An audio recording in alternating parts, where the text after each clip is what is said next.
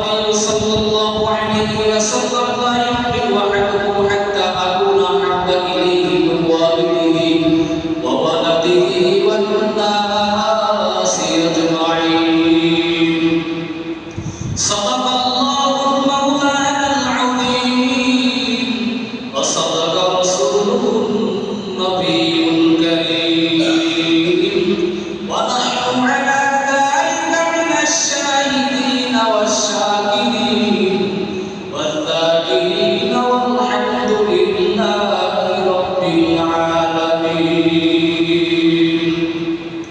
تكبير में कलमा में नमाज़ में असाबे तकबीर में कलमा में नमाज़ में असाबे है नाम इलाही से मिला नाम मुहम्मद है नाम इलाही से मिला नाम मुहम्मद ऐ मीर महबूब ये मतलब का इशारा फिर क्यों न वो महबूब खुदा नाम मुहम्मद फिर क्यों न वो महबूब खुदा नाम मुहम्मद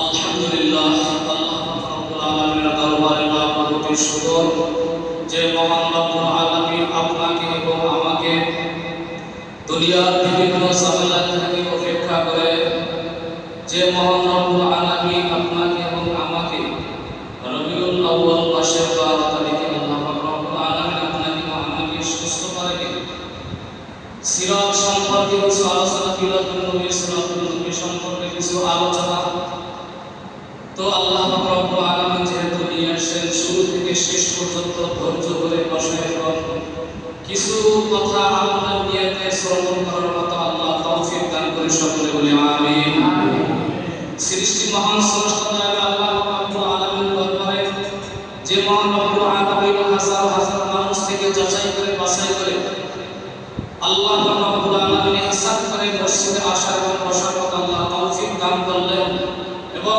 সিরাত মাহফিলে বসার মতো আল্লাহ সুযোগ দান করলেন এজন্য আরো একবার নিয়ামত আদায় করি আলহামদুলিল্লাহ তো আজকে এত বড় দামি একটা মজলিস হয়ে আপনারা খুশি না বাজার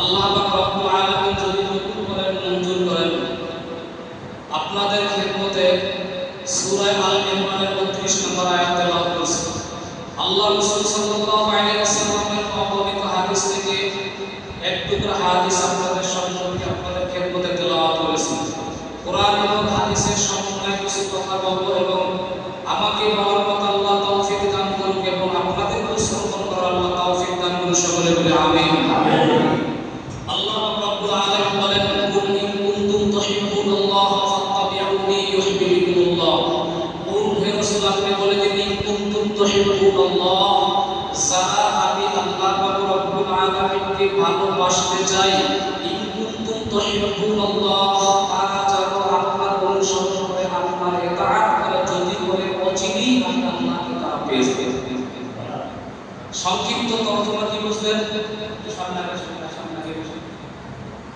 যেহেতু আল্লাহ রাব্বুল আলামিন একটা সিরাত মাহফিল একটা দাওয়াতি মাহফিল আল্লাহ রাব্বুল আলামিন পয়গম্বর মুহাম্মদ রাসূলুল্লাহ সাল্লাল্লাহু আলাইহি ওয়াসাল্লামের জীবন ইতিহাস জন্ম এবং জীবন ইতিহাস এই দুইটা বিষয় নিয়ে আলোচনা করব আর আলোচনা হবে আর বিশেষ করে কিয়ামত পর্যন্ত যদি এরকম ধারাবাহিক আলোচনা চলতে থাকে আলোচনা কি কোনো দিন শেষ হবে না কারণ রাসূলের অগণিত মুজিজা তার কোনো সীমা নেই আল্লাহ রাসূলের ক্যারেক্টার সম্পর্কে চরিত্র সম্পর্কে বয়ান করে রাতে কেটে যাবে শেষ হবে না তো আমি আগে বলছি খুব সূক্ষ্মভাবে কেউ যেহেতু আসছেন পড়ছেন গান শোনার জন্য না কিছু নেওয়ার জন্য নাকি আমল নিয়ত করছেন না কিছু শেখার জন্য মাহফিলে যাবেন কিছু শেখার জন্য এরপর কিছু শিখবেন ওই অনুযায়ী আমল করার জন্য ইনশাআল্লাহ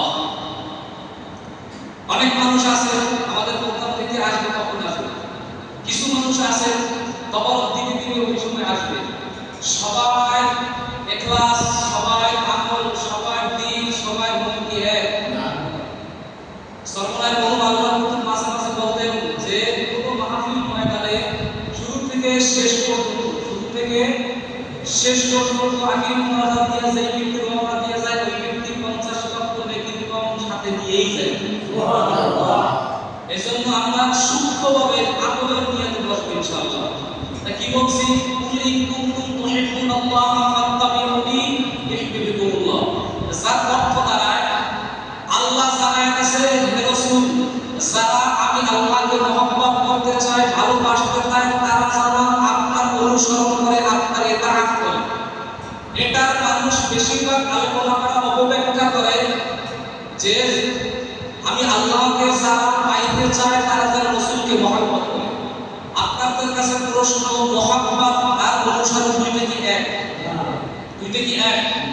মহব্বত আর অনুসরণের ভিতরে পার্থক্য হলো আসমান জমিন যেরকম পার্থক্য, ঠিক অনুসরণ আর ইতাআত, ইতাআত অনুসরণ আর মহব্বতের ভিতরে পার্থক্য থাকে।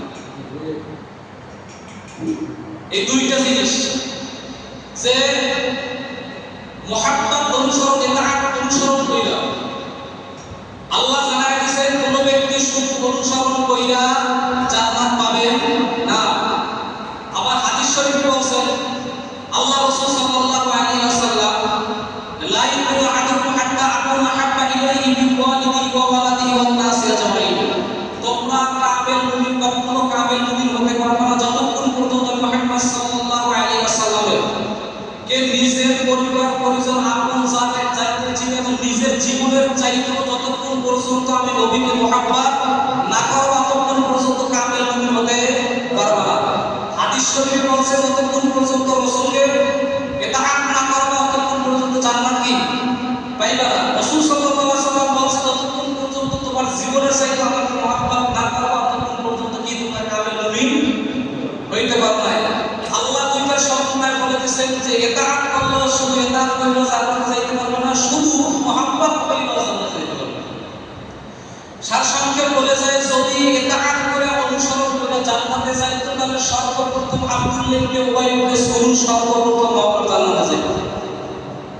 কি কইরা যদি অনুসরণ কইরা জান্নাতে যাইতো, আর শুধু মহব্বত করে যদি জান্নাতে যাইতো রাসূলের আপন চাচা আবু তালেব সর্বপ্রথম জান্নাতে যেত। দুইটা জিনিস বোঝা ক্লিয়ার হইছে যে যদি অনুসরণ নিয়ে জান্নাতে যাইতো তাহলে কেন যাইতো? আব্দুল্লাহ ইবনে উবাই ইবনে সালুল সর্বপ্রথম জান্নাতে যাইতো। মহব্বত করে যদি সর্বপ্রথম কেউ জান্নাতে যাইতো, সর্বপ্রথম কে যাইতো? আল্লাহ রাসূল সাল্লাল্লাহু আলাইহি ওয়াসাল্লাম আপন চাচা আবু তালেব। এই দুইটা জিনিস বলি, মহব্বত কাকে বলে এবং অনুসরণ কাকে বলে। এই দুইটা জিনিসকে আমাদের আল্লাহ যেন কবুল করে, উত্তর করে বলে আমিন। সিরাতুন নবী, মিলাদুন নবী, বিষয় কয়টা? এক নাম্বার মুখস্থ করবে সিরাতুন নবী। সিরাত শব্দের অর্থ রাসূলের আদর্শ, জীবন, ইতিহাস। সিরাত মানে কি? রাসূলের জীবন, ইতিহাস। সিরাত রাসূলের জীবন, ইতিহাস। আন-নবী, আন-নবী দ্বারা বুঝাইছেন আমাদের পরিচিত মুহাম্মদুর রাসূলুল্লাহ সাল্লাল্লাহু আলাইহি ওয়াসাল্লাম, আমাদের সুপরিচিত নবীর কথা বলছেন। তার মানে সিরাতুন নবী আমাদের নবীর কি? আমাদের নবীর জীবন, ইতিহাস। সিরাতুন নবী শব্দের অর্থ কি? আমাদের নবীর জীবন, ইতিহাস। পাইলাম? এরপর হইছে কি? মিলাদুন নবী। মিলাদ শব্দের অর্থ হইতে পারে কি? মিলাদ শব্দের অর্থ জন্ম। মিলাদ শব্দের অর্থ কি? জন্ম। আন-নবী আমাদের নবী। দুইটা মিলে কি? মিলাদুন নবী আমাদের নবীর জন্ম। এবার সিরাত এবং মিলাদ বিষয় হলো কয়টা? দুইটা। রাসূলুল্লাহ সাল্লাল্লাহু আলাইহি ওয়াসাল্লামের 63 বছর জিন্দেগিতে তিনটা ভাগে ভাগ করা হয়। কয় ভাগে? 1 থেকে 40 বছর পর্যন্ত কবলান নবুয়ত বলা হয়। কি বলা হয়? কবলান নবুয়ত। 40 থেকে 53 বছর ওইটাকে বলা হয় মাক্কি জিন্দেগি। রাসূলুল্লাহ সাল্লাল্লাহু আলাইহি ওয়াসাল্লাম মক্কায় ছিলেন কত বছর? কয় বছর? 13 বছর। মক্কায় কয় বছর হইছেন? 13 বছর। এরপরে এক নম্বরে হইল কবলান নবুয়ত, দুই নম্বরে হইল মাক্কি জিন্দেগি। রাসূলুল্লাহ সাল্লাল্লাহু আলাইহি ওয়াসাল্লাম কি মক্কায় কত বছর হইছেন? 13 বছর। এরপরে মাদানী জিন্দেগি কোনটাকে বলা হয়? রাসূলুল্লাহ সাল্লাল্লাহু আলাইহি ওয়াসাল্লাম মদিনাতে ছিলেন কত বছর? 10 বছর। মক্কায় রইলেন কবলান নবুয়ত 1 থেকে কয় বছর? 40 বছর। এবার আসেন কবলান নবুয়ত কাকে বলে? রাসূলুল্লাহ সাল্লাল্লাহু আলাইহি ওয়াসাল্লামের জন্মদিন থেকে 40 বছর পর্যন্ত সেই সময়টা কোরআনের আয়াত এবং ওহী আসেন না। রাসূল সাল্লাল্লাহু আলাইহি ওয়াসাল্লাম দিল কখন? কোনো শত্রু কি ছিলেন না, কোনো শত্রু ছিলেন না। যখন কালেমার দাওয়াত দিয়েছেন অটোমেটিক শত্রু কি শুরু হয়ে গেছে। একটা মানুষ আসবে বলতে কিন্তু আপনারা দিতে চাইবেন, আপনাদের কারণে আমার খেয়াল চলে গেল আলোচনা মনোযোগ সহকারে যদি শুনেন আশা করি কিছু শিখতে পারবেন, বুঝতে। জানি না কতটুকু আপনাদের বুঝাইতে পারি, আল্লাহ চান তৌফিক দান, চেষ্টা করব। আস-সাঈদু মিনাল্লাহ, আমার কাছে চেষ্টা করা পুরো কে আল্লাহ। তাহলে ভাগ করছে কয়টা? তিনটা। এক নম্বরে বলা হয়েছে কল্যাণ নবুয়ত, দুই নম্বরে কি বলা হয়েছে মাক্কি জিন্দেগি, তিন নম্বরে মাদানী জিন্দেগি। এই তিনটা বিষয় রাসূলুল্লাহ সাল্লাল্লাহু আলাইহি ওয়াসাল্লাম যেহেতু সিরাত শব্দের অর্থ কি বললাম? রাসূলুল্লাহ সাল্লাল্লাহু আলাইহি ওয়াসাল্লামের জীবন ইতিহাস, জীবন ইতিহাস। মিলাদ শব্দের অর্থ কি? রাসূল সাল্লাল্লাহু আলাইহি ওয়াসাল্লামের জন্ম। এখন প্রশ্ন একটাই, আমাদের যখন দাওয়াত দেওয়া হয় হুজুর চলেন আমাদের ঘরে মিলাদ আছে, আমাদের ঘরে কি আছে? তা আমাদের ঘরে যদি মিলাদ থাকে, মিলাদ শব্দের অর্থ জন্ম নিশ্চয়ই আপনাদের ঘরে কেউ পদার্পণ করছেন, দুনিয়াতে আগমন করছেন, না হয় আপনি মিলাদের কথা কেন বলেন? যদি মিলাদ শব্দের অর্থ জন্ম হয় নিশ্চয়ই আপনাদের ঘরে আপনার নাম হয়েছে অথবা ছেলে হয়েছে অথবা যেগুলো একজন দুনিয়াতে পদার্পণ করছে দেখি আপনি মিলাদ বলছেন। এই জন্য এই ভুল বাক্য আর কোনো সময় কি করবো না, ব্যবহার করবো না। কারণ আমাদের ডাক দিয়ে দেওয়া হয় হুজুর মিলাদ, আমার বাসায় মিলাদ, হুজুর সাহেব চলে গেছে, যাওয়ার পর সূরা ফালাক ইখলাস নাস কয়েকবার পড়ে মোটামুটি দুরুদের টান দিয়ে দাঁড়ায় ইয়া নবী সালাম আলাইহি দেখি বইলে শুরু দিছে, শুধু মিলাদ হয়ে গেছে। এইটা হলো মিলাদ না। আগে ব্যাখ্যা বুঝতে হবে, আগে শব্দ বুঝতে হবে, কারণ কিছু কিছু শব্দের কারণে কি অর্থ পরিবর্তন হয়ে যায়। কিন্তু সবকিছু জানি মানে কিন্তু কি সবকিছু বুঝি, কিন্তু বাবাই বলে গেছে বুঝতে পারতে পারি না। এইটার নাম হলো বিদআত। এটার নাম কি? বিদআত। বিদআত শব্দের অর্থ কি? রাসূলুল্লাহ সাল্লাল্লাহু আলাইহি ওয়াসাল্লাম যেটা রেখে গেছে ওখান থেকে কমানো অথবা বাড়ানো। রাসূলুল্লাহ সাল্লাল্লাহু আলাইহি ওয়াসাল্লাম যেটা কি করেছেন রেখে গেছেন ওখান থেকে কমানো অথবা বাড়ানোকে বিদআত বলা হয়। এটা কি বলা হয়? বিদআত বলা হয়। রাসূলুল্লাহ সাল্লাল্লাহু আলাইহি ওয়াসাল্লাম বলেন, কোন ব্যক্তি যদি বিদআত করে ওই ব্যক্তি জান্নাতের ঘেরানো পাবে। এখন হলো আমি সিরাত পাইলাম, মিলাদ পাইলাম। এখন আমাদের বড় একটা প্রচলিত জিনিস, সকল ঈদের বড় ঈদ ঈদে মিলাদুন্নবী, সকল ঈদের বড় ঈদ ঈদে মিলাদুন্নবী। এখন আপনাদের প্রশ্ন থাকলে বলবেন যে আল্লাহর পক্ষ থেকে আল্লাহ রাব্বুল আলামিন মুসলমানের জন্য ঈদ কয়টা দিয়েছেন? কয়টা দিয়েছেন?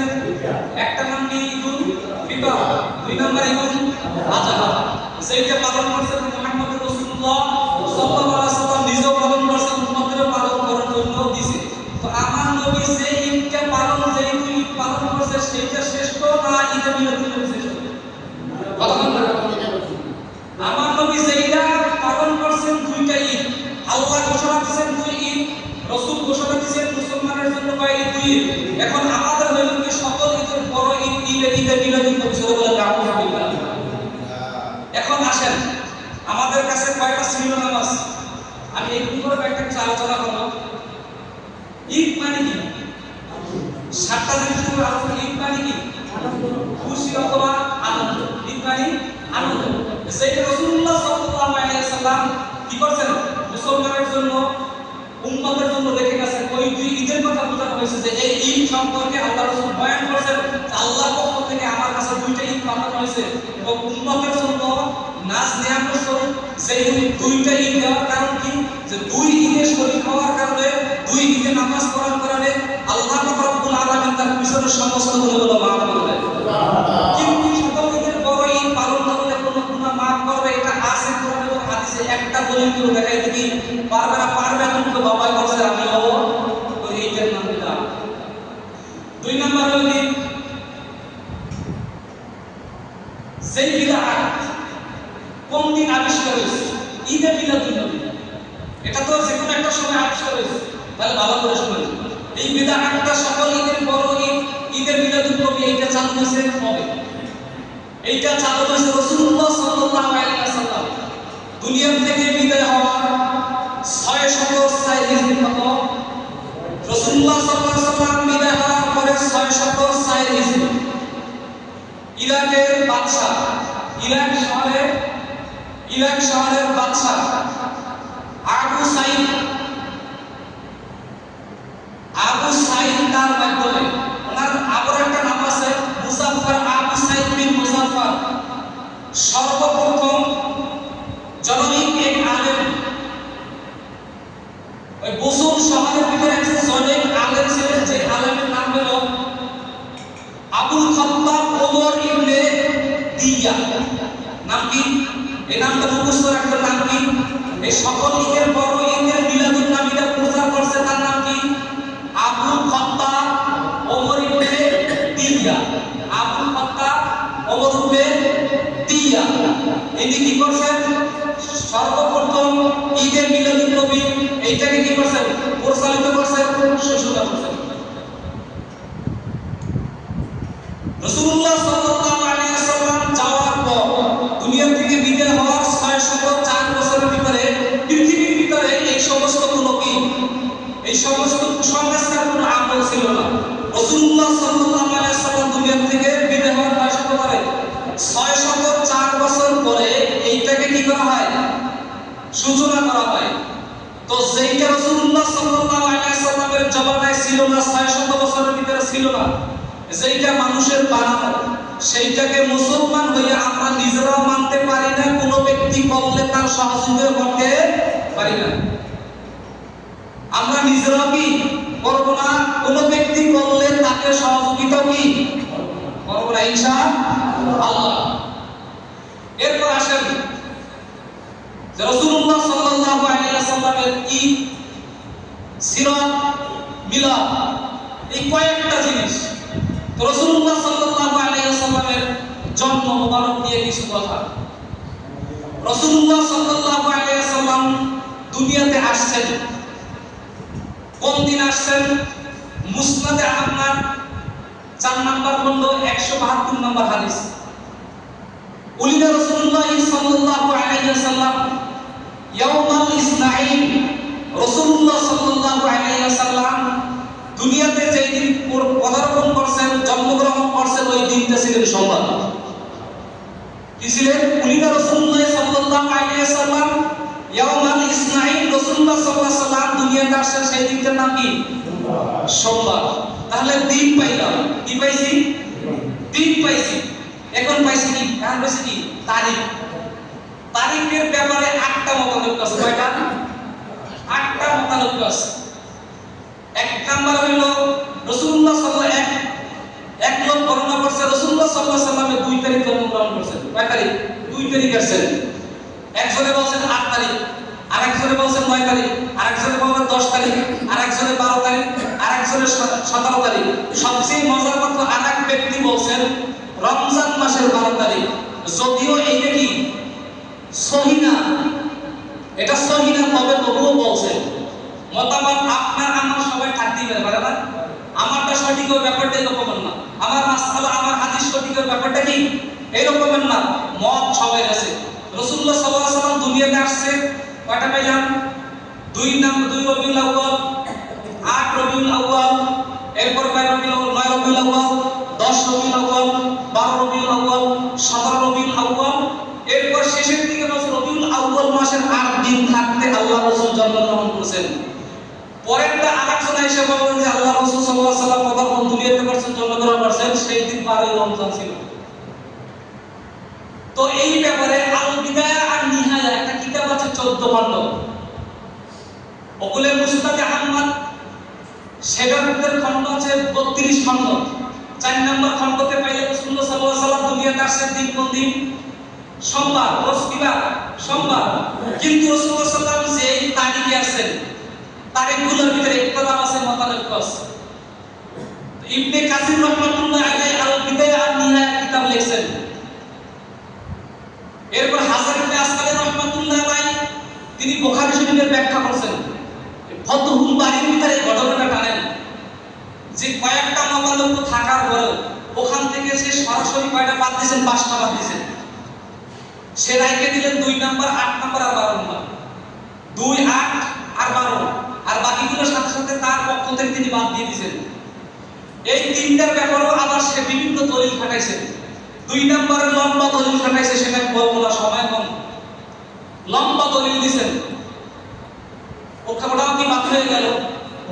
8 তারিখ।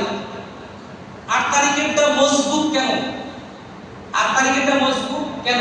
যদি ঘটনাটা বলি, হাদিসটা বলি, তাহলে স্পষ্ট ক্লিয়ার হয়ে যাবে। তো উদ্দেশ্য হলো আলামদারা কাইফা ফালা রাব্বুকা বিআসহাবিল ফিল, এটার ব্যাখ্যা হস্তি বাহিনীর সম্পর্ক বলা হয়েছে। তো আল বিদায়া আন নিহায়া কিতাবের ভিতরে বলা আছে যে হস্তি বাহিনীর সাথে কুরাইশদের সাথে একটা যুদ্ধ হয়েছিল। আলাম তারা কাইফা ফালা রাব্বুকা বিআসহাবিল ফিল, এই সূরাটা একটা যুদ্ধের সূরা। এই সূরাটা কুরাইশদের একটা বিপক্ষে যুদ্ধ করছিল। হস্তি বাহিনী যুদ্ধ করার পর এরপর আল্লাহ পাক রব্বুল আলামিন কুরাইশ বংশধরকে সান্ত্বনা দেওয়ার পর পুরো কুরাইশ সূরা নাযিল করে দিয়েছে। লম্বা ঘটনা, সাড়ে নজুল বড়। তো বিষয় হলো যে হস্তি বাহিনীরা যেই দিনকে কুরাইশদের সাথে যুদ্ধ করছিল, ওই দিনটা ছিল মুহররম মাসের 17 তারিখ। কয় তারিখ? 17 তারিখ। তো 17 তারিখ কি হয়েছে? যুদ্ধ হয়েছে। রাসূলুল্লাহ সাল্লাল্লাহু আলাইহি ওয়াসাল্লাম ওই যুদ্ধের দিনের 50 দিন পর দুনিয়াতে পদার্পণ করেছেন। কয় দিন? 50 দিন। তাহলে যুদ্ধ হয়েছে কত তারিখ? 17ই মুহররম। এর আপনাদের আরবি মাস গণনা থাকলে বলেন মুহররম, সফর, রবিউল আউয়াল। তো মুহররমের পাইলেন কয় দিন? 10 দিন। কয় দিন? 17 দিন চলে গেছে ওদিকে। হয়েছে কয় দিন? 13 দিন। মুহররমের 13 দিন, সফরের 30 দিন। কত হয়েছে? 43 দিন। রবিউল আউয়াল মাসের 7 দিন। কত হয়েছে? তো রবিউল আউয়াল মাস, আরবি মাস গণনা হয় আসরের পর থেকে। রবিউল আউয়াল মাস কি? প্রত্যেকটা আরবি মাস গণনা হয় আসরের পর থেকে, মানে মাগরিবের আগ থেকে। ওদিক থেকে মুহররমের 13 তারিখ, সফরের 30 দিন, 43 দিন, রবিউল আউয়াল মাসের 8 দিন। কেননা 7ই রবিউল আউয়াল আসরের পর 8 দিন পড়ে যায়। কি পড়ে যায়? 8 দিন পড়ে যায়। এখন 13, 30 এবং 8 কত? 7 কত হইছে? 50। মুহাদ্দিসিন একরাম, মুহাদ্দিস বিজ্ঞ আলেমদের মতামত রাসূলুল্লাহ সাল্লাল্লাহু আলাইহি ওয়াসাল্লাম 8ই রবিউল আউয়াল দুনিয়াতে পদার্পণ করেছেন। এটা সমস্ত আলেমদের মতামত এক, যে রাসূলুল্লাহ সাল্লাল্লাহু আলাইহি ওয়াসাল্লাম কোন তারিখে আসেন? 8 তারিখ। দলিল কি? ওই 17 তারিখ কি হস্তি বাহিনীর সাথে যুদ্ধ হয়েছে, ওই আর 50 দিন পর রাসূলুল্লাহ সাল্লাল্লাহু আলাইহি ওয়াসাল্লাম দুনিয়াতে আসছেন। এই দলিলের ক্ষেত্রে রাসূলুল্লাহ সাল্লাল্লাহু আলাইহি ওয়াসাল্লাম কোন তারিখে আসছেন? 8 রবিউল আউয়াল। এরপর থাকে 12 রবিউল আউয়াল। 12 রবিউল আউয়াল ভালো করে শিক্ষিত মানুষ বুঝবেন, 12 রবিউল আউয়ালটা প্রসিদ্ধ বটে, বিশুদ্ধ নয়। প্রসিদ্ধ বটে, বিশুদ্ধ নয়। 8 রবিউল আউয়াল বিশুদ্ধ বটে, প্রসিদ্ধ নয়। एग्जांपल उदाहरण कुरान শরীফের আয়াত 6666 তম আয়াত। এই আয়াতটা এটা বলা হয়েছে প্রসিদ্ধ বটে, বিশুদ্ধ নয়। কোরআন শরীফ গণনা করলে 6266টা আয়াত, এইটা বিশুদ্ধ। 6666 তম আয়াতটা হলো প্রসিদ্ধ। বুঝাইতে পারলাম? বুঝেন না মনে হয়? বুঝতে আবার বুঝাইতেছি যে 8ই রবিউল আউয়াল প্রসিদ্ধ মানে সকলের কাছে পরিচিত। 12 রবিউল আউয়াল সবাই জানেন, রাসূলুল্লাহ সাল্লাল্লাহু আলাইহি ওয়াসাল্লাম 12 রবিউল আউয়াল আসছে। তার মানে সকলের কাছে পরিচিত, এটাকে বলা হয় প্রসিদ্ধ।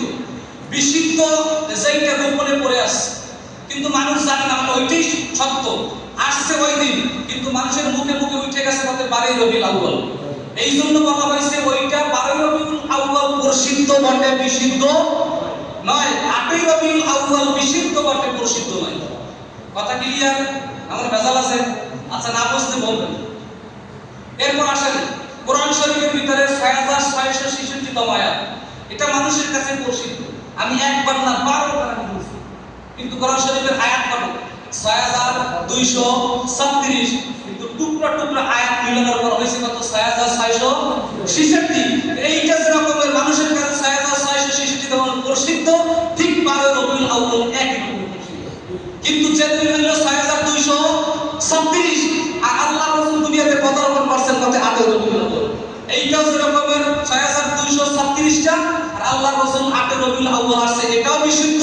6236 এটাও বিশুদ্ধ। কোনো সমস্যা আছে?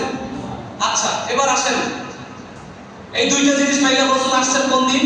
সোমবার। সমস্ত আলেমের মতামত এক, রাসূল আসছেন কি বার? সোমবার। কিন্তু কত তারিখ আসছেন? মতানৈক্য আছে। এবার আসেন ফিনিশিং। যদি কোনো ভেজাল বাজে, নামার পর ভেজাল বাজলে জিজ্ঞেস করবে এটা সমাধান কি? কেউ কেউ বলবে যে 12 তারিখ, আপনি বলবেন হ্যাঁ 12 তারিখ। আমার মতামত ভেজালের জন্য, যেহেতু প্রসিদ্ধ একটা জিনিস আছে। এখন আমার ব্যাপারটা এই রকমের যে আমি বলবো 8 তারিখ থেকে 12 তারিখের ভিতরে আল্লাহ রাসূল দুনিয়াতে আসছে, কোনো ভেজাল থাকবে?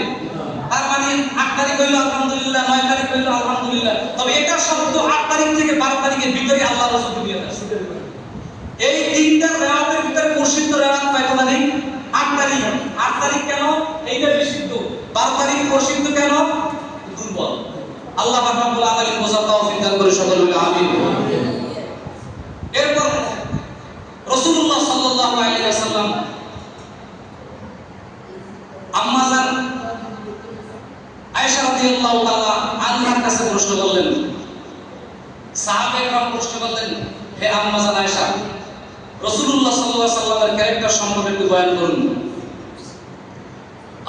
ইমামুল আউয়ালিন আল আখিরিন বারিসাতা রাহমাতাল লিল আলামিন সাইয়্যিদুল কাওনাইন কাতুমুল মুরসালিন আখিরা মদবুত ফকরুল আউয়ালিন সাদাজুদ রাহমাতাল লিল আলামিন মসজিদে উশুদ হামারা জরিন।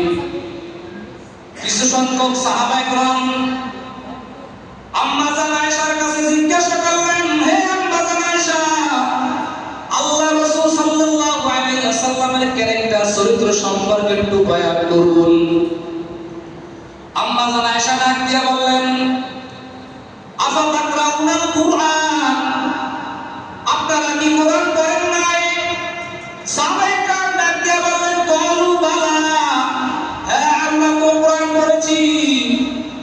আম্মা জান আয়েশা ডাক দিয়ে বলে, কানা কুলুকুল কুরআন, রাসূলুল্লাহ সাল্লাল্লাহু আলাইহি ওয়াসাল্লামের আদর্শ ক্যারেক্টার চরিত্র হইলই 30 পারা আল কুরআন। সুবহানাল্লাহ। এক সাহাবী আল্লাহর রাসূলের কাছে আয়েশা জিজ্ঞাসা করলেন, ইয়া রাসূলুল্লাহ, আপনি নবী হইলেন কবে? কি কইছে? ইয়া রাসূলুল্লাহ, আপনি নবী হইলেন কবে? আল্লাহ রাসূল সাল্লাল্লাহু আলাইহি ওয়াসাল্লাম বলেন, আমি নবী হইছি আদম আলাইহিস সালাতু ওয়াস সালামকে যেই দিনকে কাদা এবং পানি দিয়ে মিশ্রিত করে রাখা হয়েছিল, ওর আগে থেকেই আমি পয়গম্বর নবী। জিবরিল আলাইহিস সালাতু ওয়াস সালাম হাজির হয়ে গেল। একদিন আয়েশা জিজ্ঞাসা করল, পয়গম্বর, আপনার বয়স কত? আল্লাহ রাসূল মিষ্টি হাসি দিয়ে বলেন, তোমার বয়স কত? তো জিবরিল আলাইহিস সালাতু ওয়াস সালাম বলতেছেন, ইয়া রাসূলুল্লাহ, আমার ডেট অফ বার্থ আমার মনে নাই, তবে আমার একটা জিনিস মনে আছে, ওইটা দিয়ে আপনি হিসাব মিলায় নেবেন। বলে বলো। বলে, আল্লাহ রাব্বুল আলামিন আমাকে সৃষ্টি করার পর আমি একটা পশ্চিম আকাশে একটা তারকা দেখতাম, যেই তারকাটা উদিত হইলে 70,000 বছর থাকতো। কয় বছর? 70,000 বছর থাকতো। আবার যখন অস্ত যাইত তখন আবার 70,000 বছর থাকতো। তা ওর তো 70,000 বছর, আবার যাইতো 70,000 বছর। এইভাবে উঠছে আবার ডুবছে, আবার উঠছে আবার ডুবছে। এইভাবে আমি 72,000 বার দেখেছি। ও নবী, এই আমার হইল বয়স, এবার আপনি হিসাব করেন। বলে, তাই তো আমার ক্যালকুলেটর তোরা ধরবে না। বলে, ওই যে তারকাটা দেখছো, ওই তারকাটা কি তুমি জানোনি? বলে, তা তো আমি জানি না। বলে, ওই তারকাটা হইলাম আমি মুহাম্মাদুর রাসূলুল্লাহ। ওই তারকাটাই হইলাম আমি নবী। এ ভাই আমার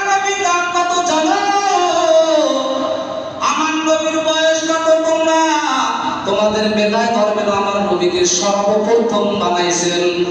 কারণ কি?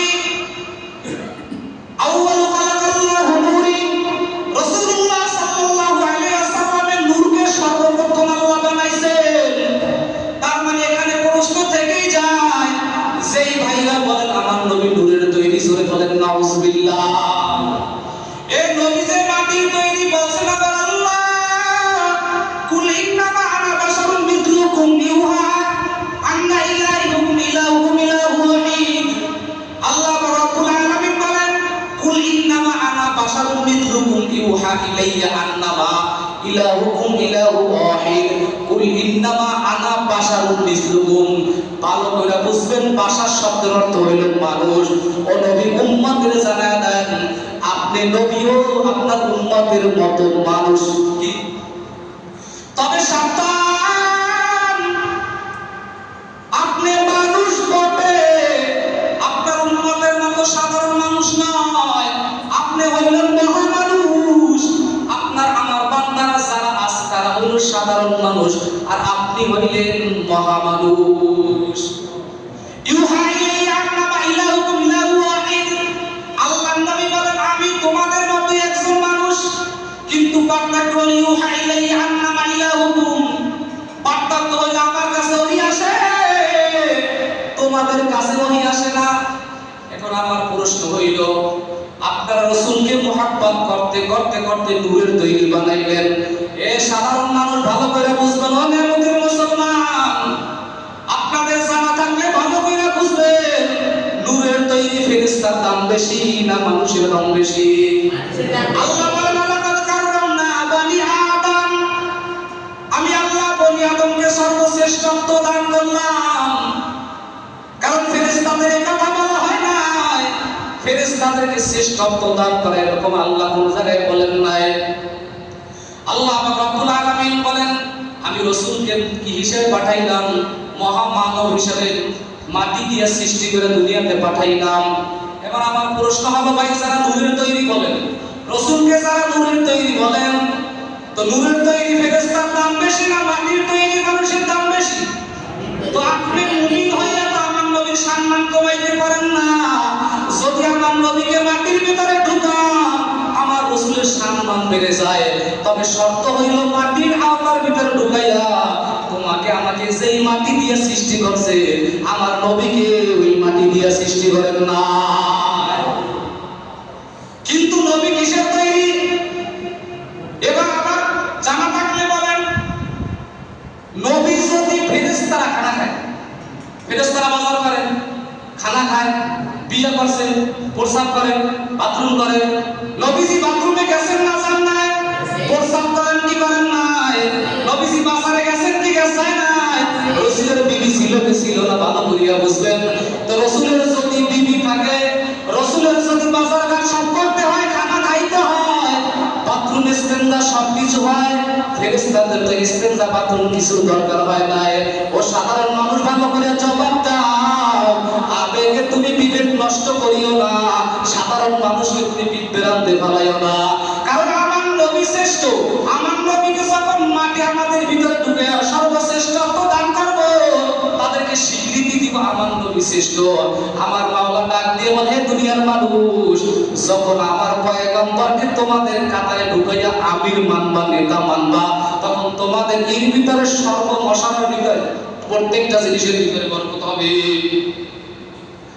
এই জন্য যা কিছু বলবো ভেবে চিন্তে বলবো। অনেকে লামায় নবী তো নূরের তৈরি। আমার প্রশ্নের জবাব দেন, নূরের তৈরি যদি হয় ফেরেশতারা, তারা কোনোদিন খানা খায় না। যারা সেজদায় আছে, ইল্লা মালাইকাতুল কাইমুন আও রাকিউন আও সাজিদুন আও জালিসুন, কেউ রুকু অবস্থায়, কেউ দাঁড়ানো অবস্থায়, কেউ সিজদা অবস্থায়, কেউ বসা অবস্থায়, আল্লাহ যেইভাবে ফিট করে দিয়েছে, কাল কিয়ামত পর্যন্ত এদিক সেদিক করার কোনো সুযোগ নাই। আল্লাহ সিলেক্ট করে দিয়েছে। এখন বিষয় হলো, আল্লাহ রাসূল সাল্লাল্লাহু আলাইহি ওয়াসাল্লাম দুনিয়াতে আসার পরে কোন আমাদের আমল আছে না নাই? আমল আছে কি নাই? সাহাবায়ে কেরাম বললেন, সুইলা মান সাউবি ইয়াউমাল ইসনাইন। আল্লাহ রাসূলের কাছে সাহাবায়ে কেরাম বললেন, সুইলা মান সাউবি ইলা ইয়াউমিল ইসনাইন। ও নবী, আপনার কাছে জানতে চাই, সোমবার সম্পর্কে আপনার কাছে কিছু বক্তব্য জানতে চাই। রাসূলুল্লাহ সাল্লাল্লাহু আলাইহি সাল্লাম জবাব দেয়, ইয়াউমুন উলিদতু ফি। এ পয়গম্বর যেই কথা প্রশ্ন করার পর রাসূল পাল্টা জবাব দিলেন, ইয়াউমুন উলিদতু ফি, সোমবারের কথা কেন বলা হয়েছে জানো? কারণ সোমবারের কথা এইরকমই নির্দিষ্ট বলা হয়েছে। এক নাম্বার কারণ হইল, আমি নবী দুই কারণে সোমবার রোজা রাখি। এক নাম্বার, আমি নবী যেই দিনকে আসছে ওই দিনটাও ছিল সোমবার। দুই নাম্বার কারণ হইল, আমার কাছে যেই দিন নবী আসছে, কোরআন নাযিল হইল, সর্বপ্রথম যখন জিবরাইল আমিন আসছে ওই দিনটাও ছিল সোমবার। আমি এই দুইটা জিনিসকে সামঞ্জস্য করে আমি মাওলার কাছে শুকর আদায় করার জন্য সোমবারের রোজা রাখি। তাহলে ইয়া রাসূলুল্লাহ, বৃহস্পতিবার রোজা রাখেন কেন? আল্লাহ রাসূল সাল্লাল্লাহু আলাইহি সাল্লাম জবাব দিলেন, বান্দা বান্দি শুক্রবার থেকে বৃহস্পতিবার পর্যন্ত যত আমল করে, প্রতি সপ্তাহে বৃহস্পতিবার ওই 7 দিনের আমল প্রতি বৃহস্পতিবার মাওলার আদালতে জমা হয়ে যায়। আল্লাহ রাসূল বলেন, সাহাবায়ে কেরাম, আমি রাসূল এই জন্য রোজা রাখি, ওই বৃহস্পতিবার যদি আমি রোজা রাখি, আমার মাওলা দেখবে আমি নবীর রোজা অবস্থায় সমস্ত আমল মাওলার দ্বারা পেশ করা হয়েছে। এই জন্য বছরে একবার সোমবার আসে না, বছরে একবার সোমবার আসে না। খালি রবিউল আউয়ালের কয় তারিখ ওই দিন কি সোমবার আসে না? সপ্তাহে দুই দিন, কয় দিন? একদিন। রোজা রাখবো কয়টা? দুইটা। একটা কি? সোমবার, বৃহস্পতিবার। সোমবার রাখছে আল্লাহ রাসূল কি জন্য? দুনিয়াতে আসছে এবং যেই দিনকে কোরআন নাযিল হয়েছে ওই দিনটাও ছিল সোমবার, এবং দুনিয়াতে পদার্পণ করছে সেই দিনটাও ছিল কি? সোমবার। বৃহস্পতিবার কেন রাখবো? সমস্ত মুমিনের নেক আমলগুলো, সমস্ত আমলগুলো বৃহস্পতিবার আসর আগে আল্লাহর কাছে পেশ করা। ওই ফেরেশতারা যখন যায় আসরের সময় ডিউটি শেষ হয়ে যায়। ফেরেশতাদের ডিউটি বলে, ফেরেশতাদের ডিউটি হয়, একদল ফেরেশতা আছে ফজরের নামাজের সময় আয়েশা জামাতে শরীক হয়ে যায়। জামাতে শরীফে সমস্ত বান্দা বান্দির আমল দেখে লেখা শুরু করে দেয়। এরপর ফজরে আসার পর আসরের আযান দিলে ওই সমস্ত বান্দা বান্দি যখন নামাজে দাঁড়ায় যায়, আসরের জামাত যখন শেষ হয়ে যায়, বান্দার সমস্ত আমল নিয়ে মাওলার কাছে চলে যায়। আসরের সময় আবার এক ফেরেশতা আসে, ওই ফেরেশতারা গিয়ে আল্লাহর কাছে বলেন, আল্লাহ, আল মদিনার কিছু মুসল্লি দেখেছি আসরের নামাজ জামাতে সারিবদ্ধ হয়ে নামাজ আদায় করছে, তাসবিহ তাহলিল করতেছে, ওই সময় আমরা আমল নিয়ে চলে আসি, তাহলে তোমরা কি চাও? বলে, আল্লাহ, যেহেতু তোমারে তারা ভুলে যায়, আল মদিনার বা মুসল্লিরা যারা আছে তুমি তাদেরকে সকলকে মাফ করিয়া দাও। আবার যখন বান্দা বান্দি ওই সময় নামাজ পড়ে, ফজরের সময় নামাজ পড়ে, ওই সারা রাত যারা ডিউটি করছে ফজর পড়ছে চলে যায়, আয়েশা দিয়ে আপনাকে ফজরের জামাতে দেখে যায়, দেখে বলে, আল্লাহ, তোমার বান্দাকে ফজরের নামাজে পাইছি, ও বান্দাকে তুমি তার জীবনের সব গুনাহগুলো maaf করে দাও। এই আলোচনাটা বললাম মূল বুঝানোর জন্য। আমার মূল আলোচনা এতটুকু করছি বুঝানোর জন্য, সামনে গেলে বুঝবেন। এখন আমি একটু ঘুরায় যাই, ঘুরায় গেলে আপনি কি বুঝবেন। রাসূলুল্লাহ সাল্লাল্লাহু আলাইহি ওয়াসাল্লামের দাদা যান, তার নাম ছিল কি? কথা বলেন। Abdul Muttalib. এগুলো মুখস্থ রেখে কাজ হবে, যেগুলো মুখস্থ নাই তার নাম লাগবে। নাম কি? Abdul Muttalib. আব্দুল মুত্তালিব তার সন্তান ছিলেন 16টা। কয়টা? আল বিদায়া নিহায়া সিরাত ইবনে মুস্তাফা, সিরাতে মুস্তাফা, সিরাত ইবনে হিশাম আর রাহিমুল মাকতুব, কয়টা কিতাবের কথাই বলছি। তার সন্তান ছিলেন 16টা, 10টা ছেলে 6টা মেয়ে, 10টা ছেলে 6টা মেয়ে। তো আব্দুল মুত্তালিব ছিলেন বাইতুল্লাহর মুতাআল্লিম। মুতাআল্লিম বুঝেন? মুতাআল্লিম বুঝেন? যে রক্ষণাবেক্ষণ করে, জমি দান করে, রক্ষণাবেক্ষণ করে সবকিছু। আর ওই সময় তিনি ছিলেন এমপি। তো মানুষের যা কিছু প্রয়োজন হতো সমস্ত হাজত তার কাছে পেশ করত। তারা জানে যে তার কাছে পেশ করলে আল্লাহ কি জিনিস সেটা তো বুঝতো না, জাহেলিয়াত বুঝতো কিছু। জানতে যে তার কাছে পেশ করলে একটা ভালো সমাধান পাবো। তো হঠাৎ করে একদিন, এখন যারা আপনারা হজে যান, ঝমঝম শুনছেন তো, যারা গেছেন তারা দেখছেন, আর আমাদের জন্য দোয়া করবেন, আমাদের কবুল করে দেখার জন্য। ঝমঝম কূপের পানি বন্ধ হয়ে গেছে, অনেক দিন পর্যন্ত ঝমঝম কূপের পানি বন্ধ হয়ে গেছে। কওমের লোকেরা আব্দুল মুত্তালিবের কাছে গেছেন, বলেন আব্দুল মুত্তালিব, অনেক দিন পর্যন্ত ঝমঝম কূপের পানি চালু হয় না, ব্যবস্থা করে। আব্দুল মুত্তালিব মনে মনে চিন্তা করে যে আমার তো খবর নেই, আমি আবার কেমনে আবার ঝমঝম কূপের পানি চালু করব। বলে আপনি একটু বাইতুল্লাহর মালিকের কাছে যান। কার কাছে? ফেশমানা কিছু কথা আছে না, বাইতুল্লাহর মালিকের কাছে যান, হইতেও পারে। এতটুকু আত্মবিশ্বাস তার ছিল যে বাইতুল্লাহর মুতাল্লির কাছে বললে একটা কিছু হবে। তো তারা চলে গেছে, আর জিজ্ঞেস কইরা সেই কওমের একজন চেয়ারম্যান বাইতুল্লাহর মুতাল্লি কইলে চলে গেছে। এখন সে বাইতুল্লাহর কিনারায় যাইয়ে বলতেছে, হে বাইতুল্লাহর মালিক আল্লাহ, সুবহানাল্লাহ, মুখ থেকে বের হয়ে গেছে বাইতুল্লাহর মালিক আল্লাহ, আমার হাতে তো কিছু নেই, তুমি আমাকে সৃষ্টি করছো, বাইতুল্লাহর মালিক তুমি, সমস্ত কিছুর মালিক তুমি, কিন্তু আল্লাহ আমার কাছে ক্ষমতা নাই যে ঝমঝম পানি চালু করব। আল্লাহ তুমি ঝমঝম করে পানি চালু করে দাও। কিন্তু তার কি কাজে লাগতেছে না। পরের দিন সকালে তো বৃষ্টি দিতে হইবে, খুব চালু করতে হইবে, 10টা বাজে ওয়াদা দিস, ঠিক আছে তোমরা যাও, 10টা বাজে একটা ব্যবস্থা করবো, যেহেতু ওয়াদা দিস। এখন গভীর রাত উঠে বাইতুল্লাহর কিনারে গেছে, যাওয়ার পরে হাত ছাড়াই বলতে, বাইতুল্লাহর মালিক আল্লাহ, যদি কালকে 10টার আগে ঝমঝম কূপের পানি চালু হয়ে যায়, আমার 10টা সন্তান থেকে একটা সন্তান তোমার রাস্তায় দান করো। সুবহানাল্লাহ। কি করবো? তোমার রাস্তায় দান করবো। বলতে দেরি নেই, সাথে সাথে ঝমঝম কূপের পানি চালু হয়ে গেছে। ঝমঝম কূপের পানি চালু হয়ে গেছে, মাশাআল্লাহ। এখন একদিন যায়, 2 দিন যায়, 3 দিন যায়, কিন্তু মানব পূরণ করে না। পাবলিক তো মনে করে মানব পূরণ হয়ে গেলে আমার আর কথা বলতে না। 3 দিন হয়ে গেছে।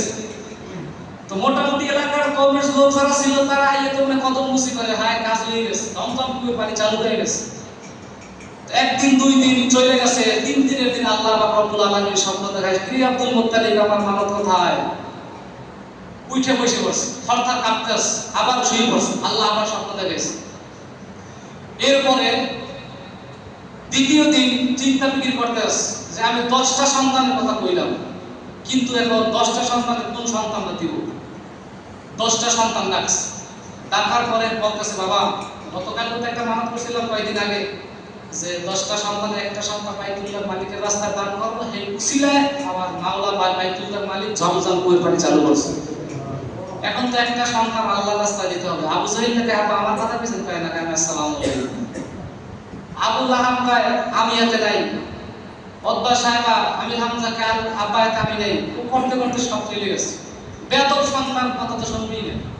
তো চলতে চলতে সব চলে যাওয়ার পরে একটা সন্তান হয়েছে, যে সন্তান নাম আব্দুল্লাহ। জোরে বলে সুবহানাল্লাহ। আব্দুল মুত্তালিবের খেয়াল যে যত যাই হোক, আমার এই 10টা সন্তানের ভিতরে শ্রেষ্ঠ সন্তান হলো আব্দুল্লাহ। দেখতে চেহারা সুন্দর, তার দিকে তাকাইয়া সমস্ত মানুষ, এলাকার কওমের লোকেরা তার দিকে এক নজর তাকিয়ে ব্যবসায় গেলে ব্যবসায় করে দিল। এর একমাত্র কারণ কি সেটাও বলে দিই যে আব্দুল মুত্তালিব তার যে ছোট সন্তান আব্দুল্লাহ, আব্দুল্লাহর একটা গুণ ছিল। গুণটা কি ছিল? তার প্রতি সোমবার এবং বৃহস্পতিবার এই ডান পাশের কপাল থেকে নূরে চমকাইতে থাকে, নূরে মোহাম্মদে চমকাইতে থাকে। কিন্তু বাবা 10 ছেলে থাকলে বুঝে যে কোন সন্তানটা কি হবে, কার মাধ্যমে কি হতে পারে। যদিও অত জ্ঞান হয় না, তবুও কি একটা ধারণা পাইছে এই সন্তানটা সাধারণ কোনো সন্তান না। এই চিন্তা বিকির কইরা বলতেছে না, একে তো দেওয়াই যাবে না।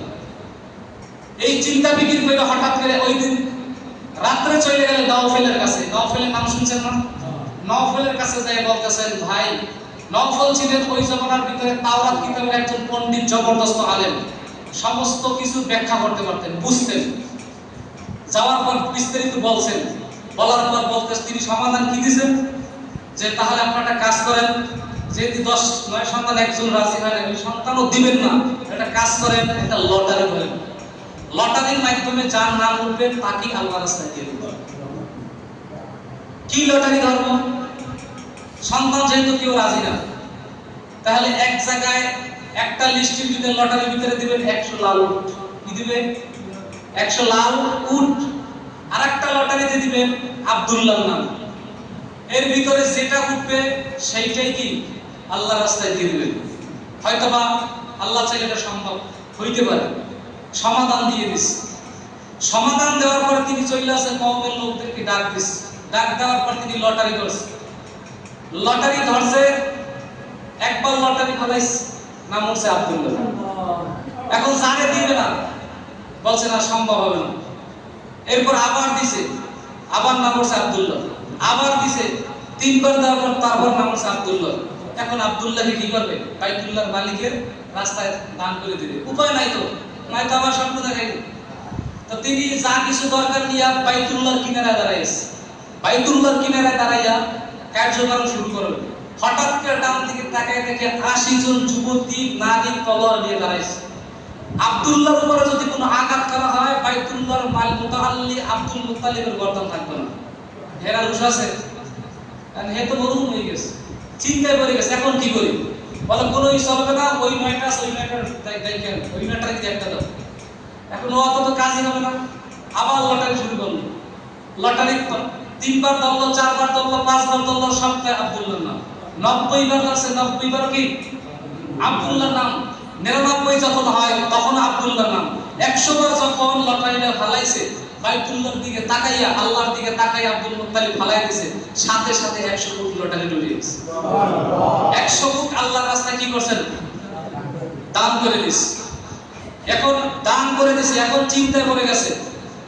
এলাকার মানুষ আব্দুল মুত্তালিব, সে কওমের চেয়ারম্যান, তার সন্তান আব্দুল্লাহ, এই সন্তান নিয়ে এলাকায় থাকাতে যাবে না, উপযুক্ত বয়স হয়ে গেছে বিবাহের। আমাদের বর্তমান জমানায়, আগের জমানায় ছিল ছেলের পক্ষ থেকে এখনো কি মেয়েকে কি করা হয়? প্রস্তাব দেওয়া হয়। আর ওই সময় আব্দুল্লাহর পক্ষে হাজার হাজার কি প্রস্তাব দেওয়া হতো তাকে, তা কি ওই মেয়ে তাকে স্বামী বানানোর জন্য বিভিন্ন রকম প্রস্তাব দেওয়া হতো। কিন্তু সে কোনো প্রস্তাবে রাজি হইত না। তিনি লাজুক ছিলেন, নম্র ভদ্র ছিলেন, চেহারায় নূর ছিল। প্রতি সোমবার এবং বৃহস্পতিবার নূরে মুহাম্মাদি কপাল থেকে চমকাইতে থাকে। এই চিন্তা বিকিত করে মানুষ ডিস্টার্ব করে, মেয়েরা ডিস্টার্ব করে। আব্দুল মুত্তালিব বলতেছে, তাহলে আমরা একটা কাজ করি, আমরা ব্যবসার জন্য চলে যাই। আমি যদি এলাকায় না থাকি, বাবার অজুহাত দিয়ে কিছুদিন অপেক্ষা করা যাবে। আব্দুল মুত্তালিব তার সন্তানকে, কয়েক সন্তান নিয়ে রওনা দিছে মদিনার দিকে, শাম দেশের দিকে রওনা দিছে ব্যবসা করার জন্য। তো ওই সময়কালীন প্রায় 250 কোটি টাকার মালিক ছিল। আর কয়েকশো বছর আগে, প্রায় 1500-16 বছর আগে আব্দুল মুত্তালিব 250 কোটি টাকার মালিক ছিল। তিনি চিন্তা করলেন, আমি এখন রওনা দিব শাম দেশ থেকে না যাইয়া সে একটা অন্য রাস্তায় চইলা মদিনা, মানে এখন তো সবাই মদিনা ছিল না, পুরাতন নাম ছিল এসরেফ। পুরাতন নাম কি? এসরেফ। তিনি ওই দিকে চলে গেছে। মনে মনে চিন্তা করতে, এসরেফে আসলাম, মানুষ আমাকে চিনে না। মানুষ যদি জানতে পারে আমার সাথে 250 কোটি টাকা, তো মানুষ তো আমার এই গুণ করে বলে। নিজেকে আত্মগোপন করে মনে মনে চিন্তা করলেন যে ইসরায়েলের ভিতরে তো আমার একটা বন্ধু আছে। তো বন্ধুদের তালাশ করে ওই জায়গায় আপাতত কিছুদিন থাকি, তারপরে না অন্যদিকে যাব। তো যাওয়ার পর তার বন্ধুর নাম কি? আব্দুল ওয়াহাব জুহুরি। নাম কি? আব্দুল ওয়াহাব জুহুরি। এই আব্দুল ওয়াহাব জুহুরিকে মুহাম্মদুর রাসূলুল্লাহ সাল্লাল্লাহু আলাইহি ওয়াসাল্লামের নানা, রাসূলুল্লাহ সাল্লাল্লাহু আলাইহি ওয়াসাল্লামের নানা নাম কি? আব্দুল ওয়াহাব জুহুরি। ওই জায়গায় যায় বলতেছে দারওয়ান, কিছু আব্দুল ওয়াহাব জুহুরি কি বাসায় আছে? বলে হ্যাঁ আছে। বলে সে কি করে? বলে নামাজ পড়ে। প্রশ্ন থাকতে পারে, হুজুর ওই সময় তো ইসলাম কায়েম হয় নাই, নামাজ কি করে? তাদের নামাজ ছিল। তাদের নামাজ কি? সে পড়তেছিল। তো যায়া বলেন আব্দুল মুত্তালিব আসছে বাইতুল্লাহর মুতাআল্লি। তো বলে নামাজ পড়া শেষ হয়ে আমি যাব। তো ওখান থেকে তিনি রওনা দিয়েছে উপরের দিকে। মালিকের কাছে যায় আব্দুল ওয়াহাব জুহুরির কাছে বললেন যে সাহেব, বাইতুল্লাহর মুতাআল্লিকে আব্দুল ওয়াহাব জুহুরি, মানে আব্দুল মুত্তালিব আসছে। আব্দুল ওয়াহাব জুহুরি চটকে গেছে। আব্দুল মুত্তালিব, আমার বাসার সামনে যে আব্দুল মুত্তালিবকে মানুষ কোটি টাকা দিয়ে নিতে পারে, যে বাইতুল্লাহর মুতাআল্লিব রানিং এমপি, সেই লোক আমার দরজায় আছে। সে তাড়াতাড়ি চলে আসে, উপরে নিয়ে গেল, কুশালাদি করতেছে। সাথে 3-4টা সন্তান আছে। কার? আবু জাহেল, আবুল আহাব, উতবা সাহেব, আর যে সন্তান কয়েকটা আছে। উপরে চলে যাওয়ার পর এক জায়গায় বসলেন, চা নাস্তা করতেছে। করার পর বন্ধুর কাছে গেলে কুশলাদি করে না, তো বন্ধুর কাছে আব্দুল ওয়াহাব জুহুরি জিজ্ঞাসা করতেছে যে বন্ধু, এই সাথে যে একই তোর ভাই, এগুলো কি তোমার ভাই? সাথে কি ভাই দাদা সন্তান? দোস্ত তুই যে কি না কও যে আমার সন্তান, মানে ওদের চেহারার দিকে চাইলে একটা চাই বুঝলি, আরে একদিকে চাই আর একদিকে, চেহারা কোনো লগত গঠন নাই। কারণ আবু জেহেল, আবু এর চেহারাটা কি থাকতে পারে? তো যেরকম থাকার দরকার সেই রকমই। বলে না আমার সন্তান। বলে তোমার সন্তান কয়টা? বলে আমার সন্তান আমার আল্লাহ দিছে 16টা, 10টা ছেলে 6টা মেয়ে। আব্দুল ওয়াহাব জুহরি বলতেছে আলহামদুলিল্লাহ, আল্লাহ রাব্বুল আলামিন আমাকে একটা মেয়ে দান করেছে। অনেক বছর পর, অনেক সাধনার পর আল্লাহ রাব্বুল আলামিন আমাকে একটা কি মেয়ে দান করেছেন। আর দোস্ত, মদিনার ভিতরে অনলি ওয়ান পিস একজন যদি মেয়ে থাকে বিশ্ব সুন্দরী, সেটা আমার মেয়ে। এখন আব্দুল মুত্তালিব তিনি একটু গৌরব করতেছে, দোস্ত আলহামদুলিল্লাহ আমার আল্লাহ একটা সন্তান দান করেছে, ছোট সন্তান, চেহারার দিকে তাকাইলি বলেছেন। তো আব্দুল ওয়াহাব জুহরি বলতেছে, হয় যা তাকাইতে মন চায় এর দিকে তাকাইলি বলে, বুঝলেন না? মনে মনে প্রকাশ করে না যে হ্যাঁ তো কি সন্তান দিয়েছে, তো দেখলি দেখতে আসে। তোমার লাল মেয়া এই কালামে, লাল মেয়েতে কালামেয়া কেমন, এই চিন্তা বিকিত করে অনেকক্ষণ কথা বললেন। তাই বলে দোস্ত আমার মেয়ের যে একটা গুণ আছে,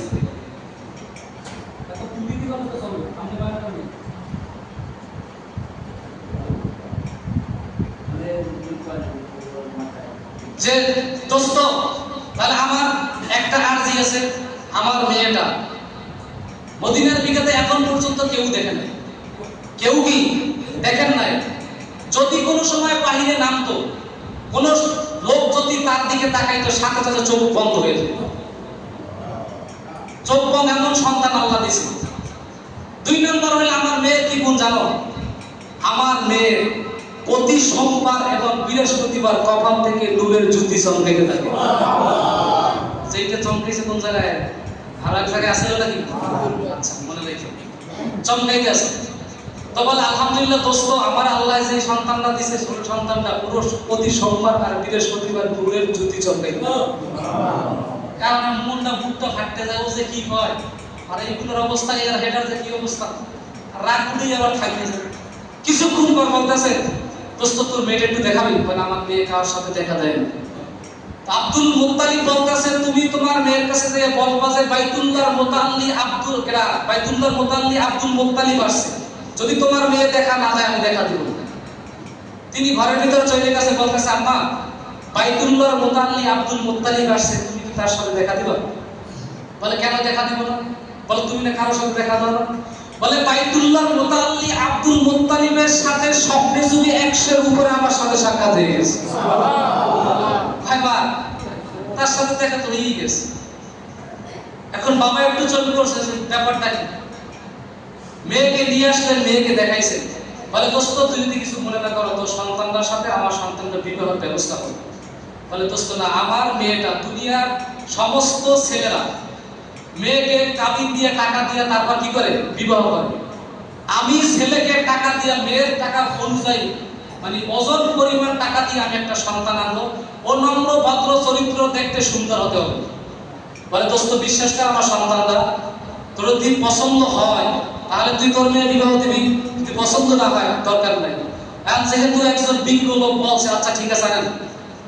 আব্দুল মুত্তালিব তার সন্তান আবু তালেবকে পাঠাই দিয়েছে যে আমার সন্তান আব্দুল্লাহকে সুন্দর করে সাজাইয়া ঘোড়ায় করে নিয়ে আসবে। এবার আবু তালেব চলে গেলেন।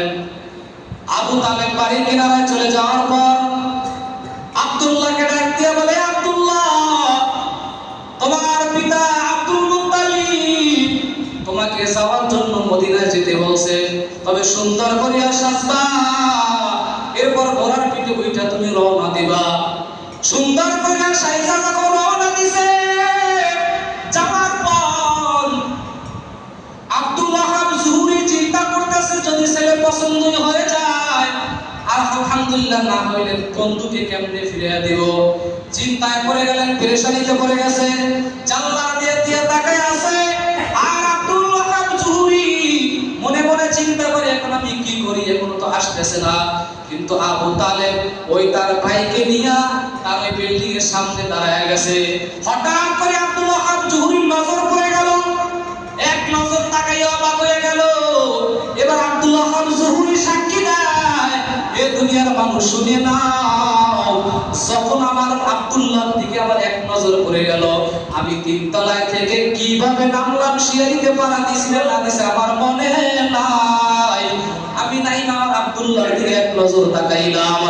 আব্দুল্লাহর দিকে এক নজর তাকানোর পর এক সময় আব্দুল মুত্তালিব আমার কাছে রিকোয়েস্ট করছিল, আর আমি এখন আব্দুল মুত্তালিবের পা ধরে জড়ায় বললাম, তোর সন্তানটা আমাকে ভিক্ষা দিয়ে জোরে বলেন সুবহানাল্লাহ। ওই জায়গায় বসে সন্তান দেখা দেখির পর বিবাহ হয়ে গেল। এদিক থেকে সেই মেয়েরা আব্দুল্লাহকে ডিস্টার্ব করত, কারণ নওফেলের একজন মেয়ের নাম ছিল মারিয়াম। তিনি তার ধান্দা ছিল, তার বাবা নওফেল যে রকমের তাওরাত কিতাবের একজন পণ্ডিত, ওই মেয়েও কোরআন রিসার্চ করতে করতে করতে করতে তাওরাত কিতাব রিসার্চ করতে করতে অনেক কিছু শিখছে। এক নাম্বার তাওরাত কিতাবে দেখছে যে এমন একটা সন্তান দুনিয়াতে পদার্পণ করবে, সেই সন্তানটার কপালে থাকবে নূরে মুহাম্মদ। আর ওই নূরে মুহাম্মদ বাসর রাতের ভিতরে যেই নারীর গর্ভে যাবে, ওই নারীর গর্ভ থেকে একজন মানব আসবে, একজন সন্তান আসবে, দোজাহানের বাদশা মুহাম্মদুর রাসূলুল্লাহ। উনি আসবেন, তিনি মনে মনে চিন্তা করলেন, যদি আমি তার স্ত্রী হইতে পারি, আমি দোজাহানের বাদশার মা হইব, আমার জীবনটা ধন্য হয়ে যাবে, আমি গর্ব করব। এই চিন্তা করিয়া প্রতিদিন রাস্তা দাঁড়ায়া থাকতো, কিন্তু 3 দিন পর্যন্ত আব্দুল্লাহ আর ওই পথে আসে না। এখন পেরেশানিতে পড়ে গেল আব্দুল্লাহ। 5 দিন 6 দিন পর ইসরায়েল থেকে বিবাহ করিয়া তার স্ত্রী আমেনাকে, ওই সময় তো বলা হয়েছিল তোর মেয়ের নাম কি, তো বলছিল আল্লাহ পাক রব্বুল আলামিন একটা মেয়ে দান করছে, সুন্দর সুদর্শন মেয়েটার নাম খুশি হইয়া রাখছি আমি আমেনা। আমি আমেনা রেখে দিছি দোস্ত সব করিয়া বিবাহ করিয়া যখন বউ নিয়ে চলে আসলো, স্ত্রীকে বাসার ভিতরে রাখা ওই রাস্তা দিয়া মরিয়মের রাস্তা দিয়ে আসতেছে। মরিয়ম দূর থেকে তাকায় দেখতেছেন, দূর থেকে আব্দুল্লাহ আসতেছে। মরিয়মের সর্বপ্রথম প্রতিদিন কপালের উপরে একটা নজর থাকতো, আজ দূর থেকে আজ করতেছে দেখতেছে সেই নূরে মুহাম্মাদি কপালের ভিতরে দেখা যায়, ওইটা আজকে আর দেখা যায় না। কাছাকাছি সামনে চলে আসলো, মরিয়ম একটা চিৎকার দিয়ে বললেন, হে আব্দুল্লাহ, তুমি কি বিবাহ করছো নাকি? আব্দুল্লাহ নিচের দিকে তাকায় বলে, হ্যাঁ বিবাহ করছি। মরিয়ম একটা চিৎকার দিয়া বেহুশ হয়ে পড়ে গেল, তার মাথায় পানি দিয়া হুশ করা হলো। তারপর আরো কান্না করে তার বাবাই বুঝায়, বলে তুমি আমাকে বিবাহ করার কথা বলছিলা না? বলে আমি তো কারোর সাথে সেই রকমের ওয়াদা দেই নাই। বলে আমি তোমাকে সান্ত্বনা দিই, আমি তোমাকে ভালোভাবে বিবাহ ব্যবস্থা করে দিব। তখন তিনি হুশ হয়ে বলতেছেন, মরিয়ম, যে আমি তোমার বাবার কোটি কোটি টাকার সম্পদ দেখে আব্দুল্লাহ পাগল হই নাই, কারণ তোমার বাবার চাইতে আমার বাবা নওফেলের কোনো দিকে অংশ কম নাই, কোটি কোটি টাকার মালিক সম্পদের কম নাই। কিন্তু তোমার জন্য আমি কেন পাগল হয়েছিলাম?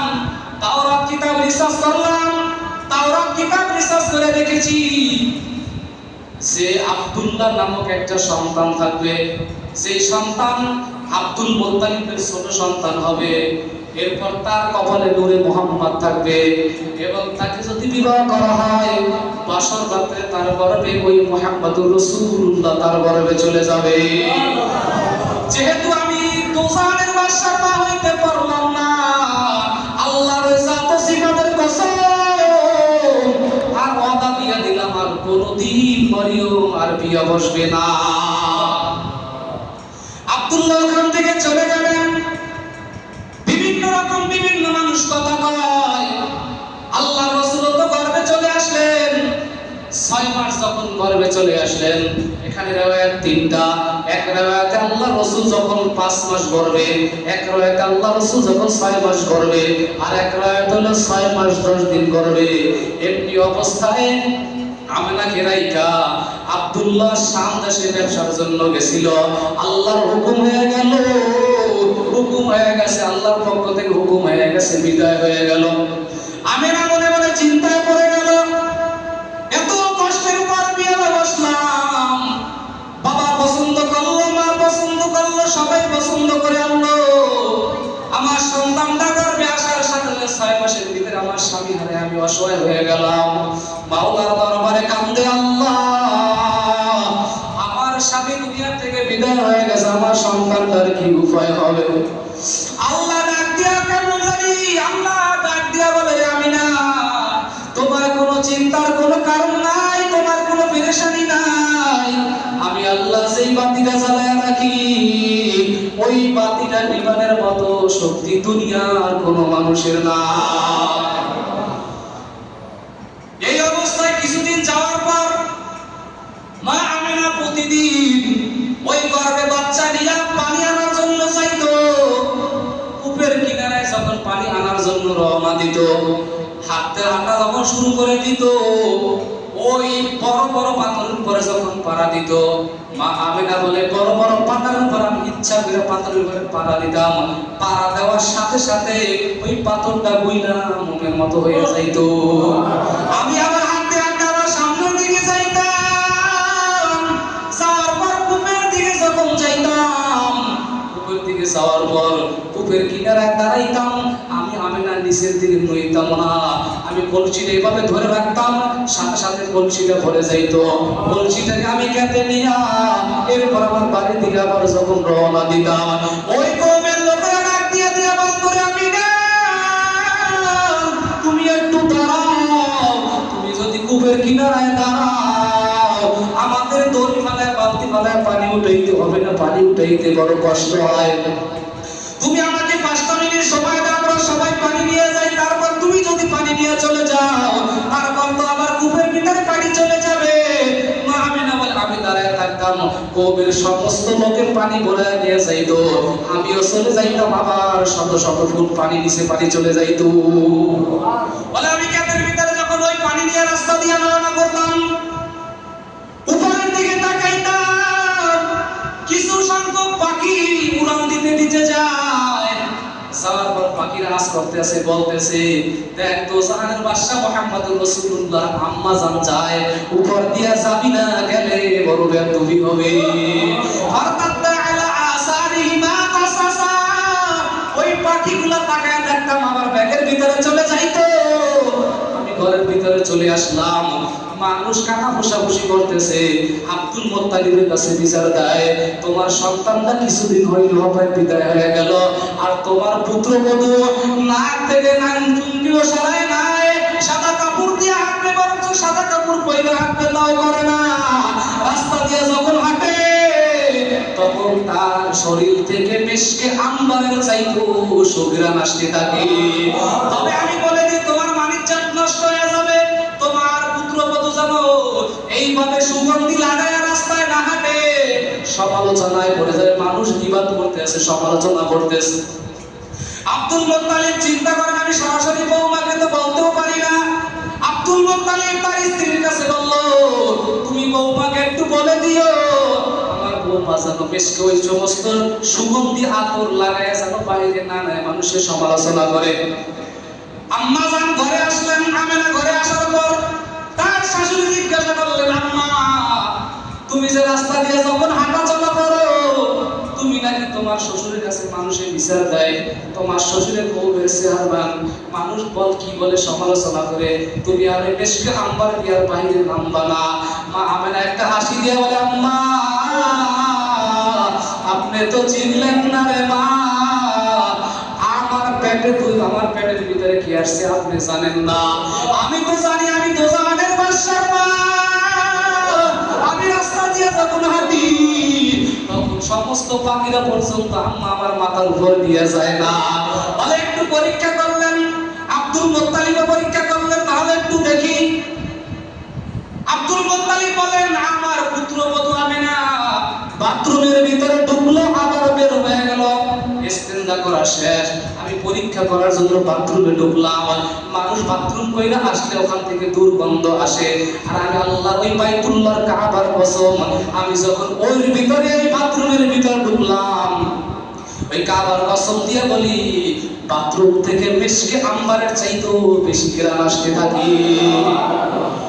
এরপর তার শাশুড়ি আবার পরীক্ষা করলেন। আমি বলতেছেন আমি ইচ্ছা করি আমার শাশুড়ির সামনে থু ফেলাইলাম, থু ফেলার সঙ্গে সঙ্গে আমার শাশুড়ি পেরেশানিতে বলে বলে এত সুগন্ধি আসতেছে কোথা থেকে? বলে মা আমি যে থু ফেলাইছি থুক থেকেই মিশকে আম্বারের ঘ্রাণ আসতেছে। ও মা আপনি কি জানেন না রে মা আমার পেটের ভিতরে কি আসছে? এর পেট থেকে আমার পেট থেকে তো জানের বাদশা মুহাম্মদুর রাসূলুল্লাহ আসবে, তার মার গর্ভ থেকে মুখ থেকে দুর্গন্ধ যুক্ত সেফ আসবে, তো আসবে, এটা কোনোদিন সম্ভব হইতে পারে না। মা মেনে ডাক দিয়ে বলে দুনিয়ার মানুষ ভালো করিয়া শুনো, আবার যখন আমি রাস্তা দিয়ে হাঁটতে পারতাম হরিণীরা এসে আমাকে সালাম দিয়ে যাইতো আর দোয়া শেষ হইয়া যাইতো, আপনি তো জাহানের বাদশার আম্মা জান আমাদের জন্য দোয়া করবেন। সাপ আইসা আমার সামনে সালাম দিয়া দোয়া চেয়ে যায়, গাছ সালাম দেয়, মা সালাম দেয়। ও আম্মা আপনারা তো বুঝলেন না, চিনতেও পারলেন না, বুঝলেন না, চিনতেও পারলেন না। এই চিন্তা বিহীন করতে করতে করতে আম্মা জান আমেনার গর্ভে যখন 10 মাস 10 দিন অথবা কম বেশি হয়ে গেল দুনিয়াতে আসবেন আসবেন, এখন চিন্তায় পড়ে গেলেন। মা আমেনা আরো বয়ান করেন দুনিয়ার সমস্ত মানুষ যখন বাচ্চা ধারণ করে, যখন কোনো মেয়ে লোক বাচ্চা ধারণ করে হাঁটতে কষ্ট হয়, পেটে ব্যথা হয়, শুইতে পারে না, খাইতে পারে না, বিভিন্ন পেরেশানি হয়। আল্লাহর কসম দিয়ে আমি বলি আমার পেটে মুহাম্মদুর রাসূলুল্লাহ ছিল, আমার এইভাবে কোনোদিন পেরেশানি হয় না, কোনো পেরেশানি আমার ছিল না। বাচ্চা যখন দুনিয়াতে আসবে আসবে, আসার পরে উম্মে আইমান ঘরের ভিতরে ছিল, বাচ্চা দুনিয়াতে আসবে আসবে এমনি অবস্থায় কোনো ব্যথাও নাই, কোনো এভাবে আসবে এরকমের কোনো চিন্তাও করেন নাই। পেটের ভিতরে দুনিয়া বর্তমানে কোনো বাচ্চা আসার আগে পেটে 1-1.5 দিন বেদনা হয়, কিন্তু পেটের ভিতরে কোনো বেদনাও নাই, কোনো পেরেশানিও নাই। ওই উম্মে আইমান ডাক দিয়ে বলেন দুনিয়ার মানুষ আম্মা জানেনা শুনলো এর ভিতরে বাচ্চা দুনিয়াতে চলে আসলো। বাচ্চা আসার সাথে সাথে ওই ঘরটার ভিতরে পুরো অন্ধকার, ঘরটা আলোকিত হয়ে গেল। দুনিয়ার সন্তান আসার সাথে সাথে ওয়া ওয়া করিয়া কাঁদে, আমার সন্তান দুনিয়াতে আসার পর কাঁদছে, কিন্তু ওই দুনিয়ার সন্তানের কান্না আর আমার মুহাম্মাদের কান্নার ভিতরে আসমান জমিন পার্থক্য ছিল। দুনিয়ার সন্তান আসার পর ওয়া ওয়া করিয়া কাঁদে, আর আমার সন্তান মুহাম্মদুর রাসূলুল্লাহ সাল্লাল্লাহু আলাইহি ওয়াসাল্লামের আসার কান্নার ভঙ্গি ছিল রব্বি হাবলি উম্মতি, জোরে বলেন সুবহানাল্লাহ। শুধু তাই না, উম্মে আইমান বলতেছেন শুধু তাই না, ওই সন্তান আসার সাথে সাথে মাওলার সিজদায় পড়ে গেল। সিজদায় পড়িয়া গুনগুন করিয়া কি যেন বলে, আমি কানটাকে কানের সাথে মিলাইলাম, দেখতেছি আমার সন্তান কিছুই বলে না, গুনগুন করিয়া বলে রব্বি হাবলি মিনাস রব্বি কি বলতেছেন রব্বি হাবলি উম্মতি, রব্বি হাবলি উম্মতি, এরকমের অজর ধরে কান্না করতেছেন।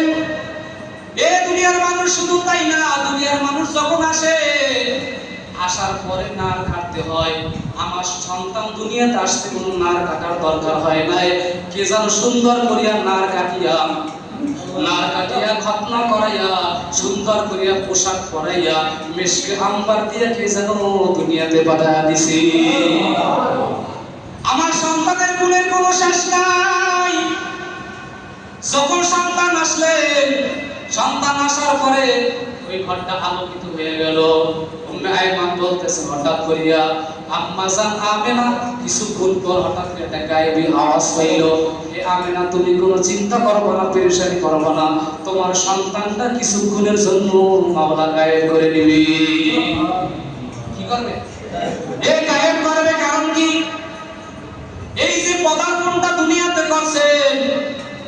সুবহে সাদিকের সময় বলা হয়, কারণ কি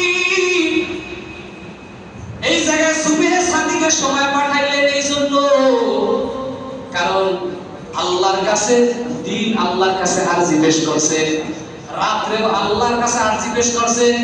রাত বলতেছে আল্লাহ তুমি আমার রাত্রে তোমার নবীকে জন্মগ্রহণ করাইও, দিন বলতেছে আল্লাহ তুমি আমার দিনে করাইও।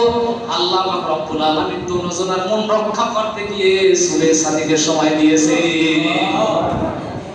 কিছুক্ষণের জন্য গায়েব করা হইল, গায়েব হয়ে গেল। আমেনা কান্না করে, কান্না করতেছে আর বলতে আমার সন্তান কে নিয়ে গেল, কোথায় নিয়ে গেল আমার জানা নাই। নেওয়ার পর কিছুক্ষণ পর আবার সন্তানকে দিয়ে গেলেন। এখানে সন্তানটা গায়েব করার কারণ কি মুহাদ্দিসিন ইকরাম বলেন, এক নাম্বার কারণ হইল ওই সন্তানটাকে গায়েব করার পর আল্লাহ জিবরাইলকে ডাক দিয়ে বলেন, আল্লাহ জিবরাইলকে ডাক দিয়ে বলে, জিবরাইল আমার বন্ধুকে সাত তলা আসমান জমিনের ভিতরে যা আছে জান্নাত জাহান্নাম যা কিছু আছে সব মুহূর্তের ভিতরে পুরে আনবা, সমস্ত গাছের সাথে পরিচয় করায় দিবা, হরিণের সাথে পরিচয় করায় দিবা, মানুষের সাথে, পয়গম্বরদের সাথে, 18,000 সমস্ত মাখলুকাতের সাথে পরিচয় করায় দিবা। আমার নবী তো জাহানের বাদশা, দুনিয়াতে পদার্পণ করার পর কেউ জানে বলতে পারে না নবীকে আমরা চিনি না। এই জন্য কিছুক্ষণের জন্য গায়েব করা হয়েছে। জান্নাত জাহান্নাম যা কিছু সবার সাথে পরিচয় করায় দিল। দুই নাম্বার হইল ওই কোরআনের মাধ্যমে আল্লাহ পাক রব্বুল আলামিন বলে, জিবরাইল সমস্ত পয়গম্বরের গুণগুলো আমার নবীর ভিতরে ঢুকায়া দাও, সমস্ত যা কিছু আছে ওর ভিতরে যত গুণগুলো আছে সমস্ত গুণগুলো আমার নবীর অন্তরে ঢুকায়া দাও, আর সমস্ত বদ গুণ যেগুলো আছে সমস্ত গুলো বরবাদ করে দাও। এরপর ও জায়গায় রেখে আসলেন, দিয়ে গেলেন। আবু তালেব চলে আসলেন, সবাই চিন্তা ফিকির করে গেলেন যে মুহাম্মদ দুনিয়াতে আসছে, সবাই খুশি হয়ে গেল। আবু লাহাব তার যে দাসী ছিল তাকে গোলাম আজাদ করে দিয়েছে, সুবহানাল্লাহ। তার ভাতিজা আসছে এই জন্য তার গোলাম আজাদ করে দিয়েছে। খুশি হইয়া তার ওই গোলাম আজাদ করে দেওয়ার পর আবু তালেব শুনছে যে তার ভাতিজা হইছে, আনন্দ করতে করতে ঘরের ভিতরে চলে গেলেন। এবার আবু তালেব সাক্ষী দেয়, আমি ঘরের ভিতরে চলে গেলাম, যাওয়ার পরে আমি দেখতেছি এমন একটা ফুটন্ত সুদর্শন সন্তান আল্লাহ দান করছে। এক নজর আসমানের দিকে তাকাই, আর এক নজর আমার ভাতিজার দিকে তাকাই, তাকায় দেখে আল্লাহর কসম ওই চাঁদের চাইতেও আমার ভাতিজা দেখতে অনেক সুন্দর। আমি ওখান থেকে কোলে নিয়ে আসলাম একটু আনন্দ করার জন্য। আমি নিয়ে আয়েশা দোলনার উপরে শোয়াইলাম, শোয়ানোর পর দেখতেছি চন্দ্র উপর দিক থেকে নড়াচড়া করতেছে। আমি একটা ভয় পেয়ে গেলাম, আমি ভয় পাই আমার ভাতিজাকে আমি চিন্তা করলাম নাকি আমার উপরে চন্দ্র পড়ে যায়। আমি ওখান থেকে একটু আত্মগোপন করে একটা গাছের কিনারায় দাঁড়াইলাম। গাছের কিনারায় দাঁড়ালাম, তাকায় তাকায় দেখতেছি ওই চন্দ্র ডাল দিতে দিতে নামতেছে, নাইবা ওই যে উপর অবস্থায় থাকতেছে। থাকার পর আমি চিন্তা করলাম আমার ভাতিজার উপর যদি পড়ে যায় আমার ভাতিজা তো বাঁচবে না। আমি আবার একটু সামনে দিয়ে আবার একটা গাছের কিনারায় দাঁড়াইলাম।